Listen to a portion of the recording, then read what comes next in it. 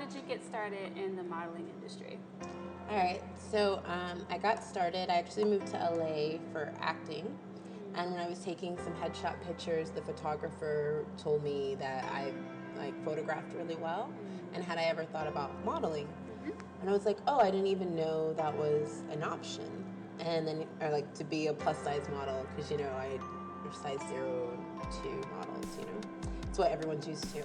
And then he got me in contact with some people, and I met these 2 plus size models at this one event, and one of them just kind of like took me under her wing and introduced me to a lot of people in the industry, and I started doing a lot of fashion shows and started submitting to agencies, and yeah, it's kind of been uphill from there.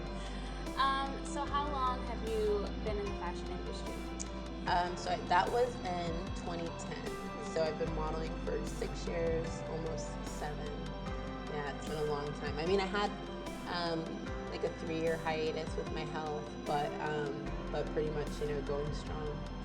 So speaking of your health, so you found out prior to starting in fashion that you had a disease, but it was totally manageable, and then it kind of blew up. And you had to take a hiatus. Can you tell us about the disease and how it affects your body and what it did for your career? Yeah. So my illness is called hidradenitis suppurativa. It's a mouthful. It's a skin condition, and it has to do with fluid building up underneath the skin. And a lot of it happens in areas where there's hair growth. So under your armpits, your groin, your tailbone. Some women get it under their breast. It could kind of be anywhere, but those are like the main areas.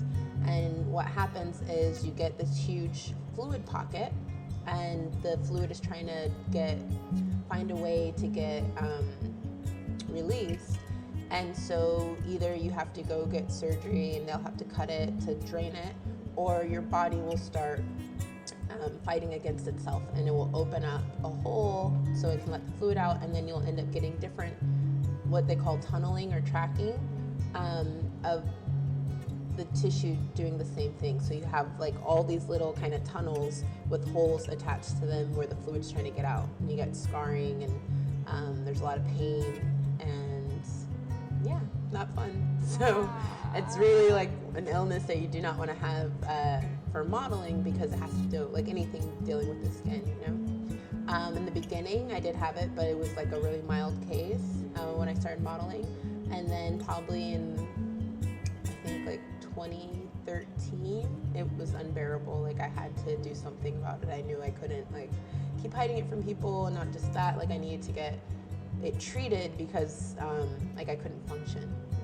And so I went and had surgery. Didn't really go well. Took almost a year to heal. And then I had surgery on my other arm, and that went much better. And then I was deciding if I was going to model again, because I was just like, there's no way that I can model with these scars. And like once I started feeling better, and then I went to this audition last year, the end of last year, and it was so weird because I was so confident. Always, like my runway, I was just really confident. Like I just had like this extra persona, and I was like, I got this, I'm gonna kill it. And I went to this audition, and my whole body was shaking, and I was like, what happened? But I just had this fear that I wasn't gonna be amazing, that I wasn't gonna be the same. And then I did it, and then I got the job, and it was for in New York. And then I was like, okay, I'm doing this. Thank you, God. Like this is happening. And I just told the different designers that I have these scars under my arms. Like, what outfit do you want me to wear? Do you want me to cover them up? What do you want? Same thing they had. We were supposed to do a swimsuit, and I was like, I have the scar on my leg. Do you want me to wear stockings, or what do you want me to do? I just want you to know. And everyone was like really amazing, and it wasn't like this big thing, the fear that I had of it. People were very accepting. That's awesome. Yeah. That's really encouraging for me, because I have like scars from when I was younger, and so you get really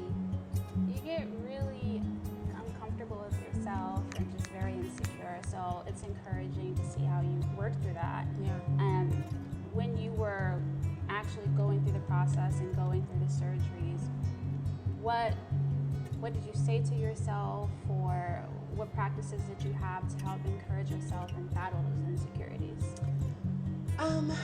So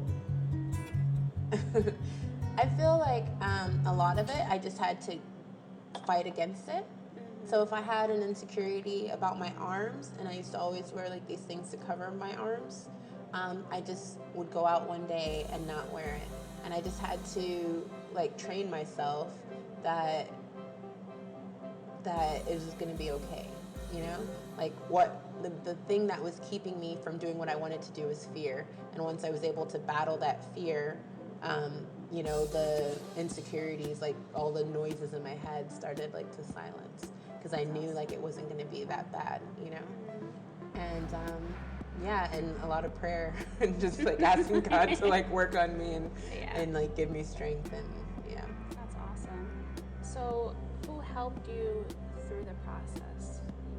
You didn't have family here with you, so who was there with you when you were going through the surgeries? Yeah, so I had two really amazing friends. When, like, probably a week before my first surgery, I kind of broke down, and I told people from my acting group that I was about to have surgery, and then they were like, so who's gonna, you know, are you having someone help, or your family coming down? And I was like, no. And I was like, I'll be fine. And then, you know, one of my friends just told me she was gonna move in with me, and she was just gonna be there for a month, and not to worry about it, that it was all gonna be okay. And she had no medical training, but she was like helping me wrap my bandages. She was cooking for me. She would put me on this like raw food diet for a while. It was legit.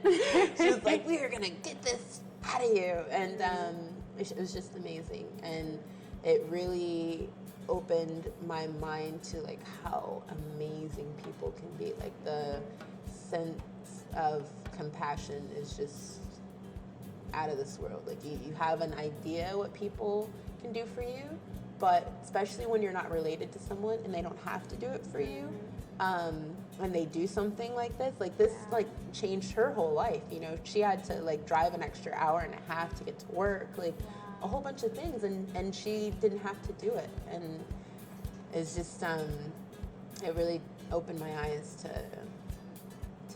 how amazing people can be. That's awesome. How has God used that situation to serve you? A big part of it is, I mean, I've always had a lot of love for people and a lot of compassion for people, but now it's on like a whole nother level. Like I will do, basically, if it's not injuring myself, I will like step on water for people, you know, like whatever I can do, I will do it, just because I know like what a difference it made in my life for someone to selflessly, let's use that, selflessly, you know, put me before them. And they, you know, and so like I try to do that with people all the time, and then I also try to like put myself in other people's shoes, you know, because someone can be yelling at you, someone can be doing something that is maybe way outside of their character, and you can just react to what they're doing because, I mean, you're in the right vein to do so. But like I kind of take a step back and I'm like, okay, what's going on with you? You know, because something could have happened to them in their morning, or maybe they're in a lot of pain, or like who knows what's going on.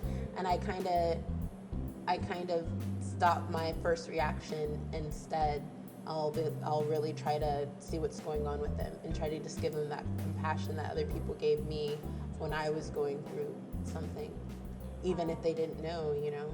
And I know that that's been one of the things that's changed. That's awesome. I need more of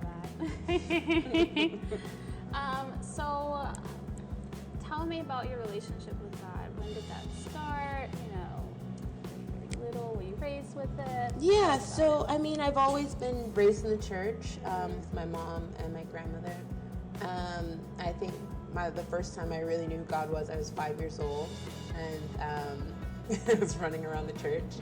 And yeah, I used to go to church a lot. I used to go probably like every day of the week. It was crazy. We had like Buds of Promise, and then we had Bible study, and then we had children's Bible study, and then we had choir, and then we had what is it, Sunday school, and summer. Like there's just so many things. We went a lot, but I had a connection with him, like, you know, on and off growing up throughout my life. But I think I kind of put him on the back burner as I got older, as I was like pursuing my dreams, you know, because I was just like, you know, this is my struggle, I gotta do it, instead of like talking to God about what I was trying to pursue. I would still thank him every morning, but I wasn't really having that relationship with him. And through this illness, I have a really close relationship with God now, just because I'm just so thankful that just to be here. I'm thankful to not be in so much pain. I was in like the worst pain of my life. Like I just can't even imagine people going through that type of pain and still continuing, you know, to moving forward. And I'm grateful for that. I'm grateful for the people that are in my life. I'm grateful that I have medical care. I'm grateful that that I'm just at the place that I am now, and that my vision is much clearer, and that my relationship with God is a lot deeper. So I know that my illness was not in vain. So Lola, where are you today? What are you up to? So today I'm still modeling. I do a lot of fitness modeling auditions. I just got done doing a fashion show not too long ago. It was a lot of fun. I am in school right now learning about film and television. So I just did a multicam course, which was like for 3 cameras.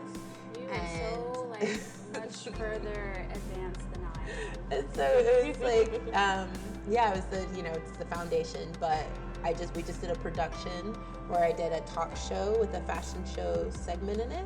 Nice. I produced it. It was really great. And then also acting. I'm still like auditioning and trying to do shorts and different things. Yeah. And one more thing. My friend, she volunteers at this foster home for girls, and I'm going to be presenting over there for the girls and talking about like body positivity and all that stuff. I'm really excited about that. So yeah. Tell us about that. Small group. We're in the same small group. It's super cool. That's awesome. Well, thank you so much, Lola. I really appreciate it. And you've encouraged and inspired me to finally be comfortable with myself. And yeah, I'm just looking forward to how God's going to continue to use you and grow you. And I'm excited. It really is like an everyday thing. It's not like you're just fine, you know, one day you just come to the decision like, I'm okay. You know, like I still look in the mirror and maybe I'm not happy with something, but I don't let that control what I do. I don't let it be a voice that just continues to put me down and tell me like I'm not good enough. You have to just, you know, push past it, and it's not easy, but you have to, you know, be like, I love myself. I'm always getting better, and if someone doesn't accept me, then they're not for me. Thank you so much. You're welcome.